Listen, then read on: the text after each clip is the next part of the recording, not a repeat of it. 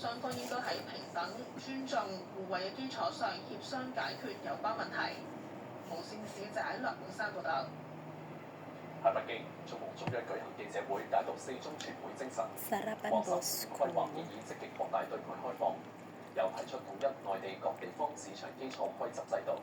由駐北京記者鐘卓希報道。中共20屆四中全會星期四閉幕，通過15規劃建議。今天，我們請來有關方面負責同志。中共中央舉行記者會，介紹同解讀四中全會精神。當局話未來5年目標係經濟增長保持喺合理區間，提高社會文明程度同埋人民生活質量，科技自立自強水平大幅提升，重點領域關鍵核心技術快速突破。建議提出前瞻佈局未來產業，推動量子科技、生物製造同氫能等成為新嘅經濟增長點。建議又提出統一內地各個地方市場基礎制度規則，規範地方政府經濟促進行為，統一市場監管執法，綜合整治內卷式的競爭等舉措，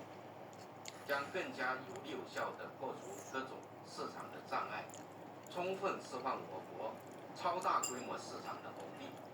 面對全球貿易壁壘問題，建議強調中國未來5年要繼續積極對外開放，擴大市場准入同開放領域，推動進出口平衡發展，加大力度擴大進口，既滿足產業轉型升級的需要，也滿足人民美好生活的需要。我們既看 GDP， 也看 GNI， 既重視中國經濟，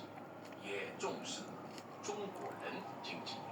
當局話未來5年大國博弈會更加複雜同激烈，外部環境風險挑戰只會越嚟越多，不過危中有機。中國經濟基礎穩，優勢多，韌性強，潛力大，長期向好嘅基本趨勢冇變動。無線電視駐北京記者鐘卓希報道。中共中央徵求對15規劃建議嘅意見，召開黨內人事座談會。總書記習近平主持並發表重要講話。習近平強調，謀劃15年時期經濟社會發展，要謀定基本實現社會主義現代化目標，把握國際國內形勢，推動高水平科技自立自強，推進共同富裕。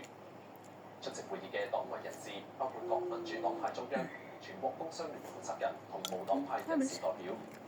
佢哋贊同15規劃建議嘅考慮，並且就擴大內需、培育發展新質生產力、建設更高水平平安中國界別同埋40個選委會界別議員。無線電視記者林俊軒報道。